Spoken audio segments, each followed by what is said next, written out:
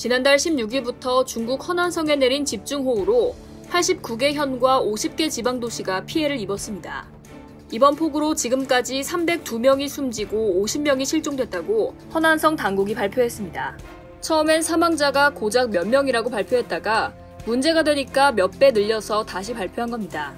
하지만 대다수 중국인들은 당국의 재발표 숫자조차 믿지 못하겠다는 반응인데요. 그도 그럴 것이 속속 피해 사진들이 공개되면서 모두들 피해 규모에 입을 다물지 못하고 있습니다. 해당 사진은 중국의 SNS 웨이보에 올라온 것으로 약 4천여 대 침수 차량의 모습에 중국 네티즌들은 경악을 금치 못하고 있습니다. 중국 언론 동팡닷컴의 보도에 따르면 해당 사진은 지난 4일 홍수 후 장저우에 주차된 침수 차량들의 항공사진입니다. 이 사진 속 차량들은 진흙과 물에 흠뻑 젖었고 많은 차량이 진흙으로 덮여 외관이 심하게 손상됐습니다. 이렇게 물에 잠긴 차량은 중고 경매장을 거쳐 중고차 시장에 진입해 다시 유통될 것으로 알려졌습니다. 이에 대해 해외 네티즌들은 트위터 등 SNS에 이 차주들은 어디로 갔나, 장저우에서 얼마나 많은 사람들이 죽었습니까 등의 반응을 보였습니다. 또 장저우 도심에는 진광터널이 있는데 갑자기 내린 폭우로 순식간에 물에 잠겼습니다. 지난달 홍수 당시 해당 터널은 단 5분 만에 물에 잠긴 걸로 알려졌는데요. 침수 당시 터널에는 수천 대의 차량이 있었던 걸로 전해집니다. 지난달 26일 대만 자유시보는 경제학자 오가륜 교수의 말을 인용해 총 길이 1.835km, 왕복 6차선 도로에 차량이 정체돼 있었고 터널이 물에 잠길 시점이 퇴근 시간이라는 점을 생각해보면 물에 잠긴 사람만 6,000명은 넘을 것으로 추정된다고 밝혔습니다.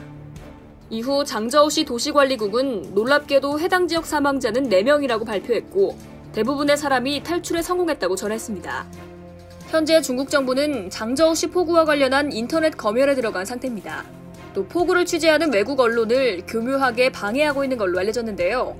로이터와 중국 외신기자 클럽에 따르면 최근 중국에서 발생한 홍수를 취재하던 몇몇 언론사 기자들은 온라인과 지역 주민들에 의해 괴롭힘을 당했으며 BBC와 LA타임즈 직원들은 살해 위협까지 받았습니다. FCCC는 이날 성명을 통해 중국에서 외신에 대한 적대감이 커지고 있다며 이 중 일부는 중국 기관에서 부채질했다고 지적했습니다.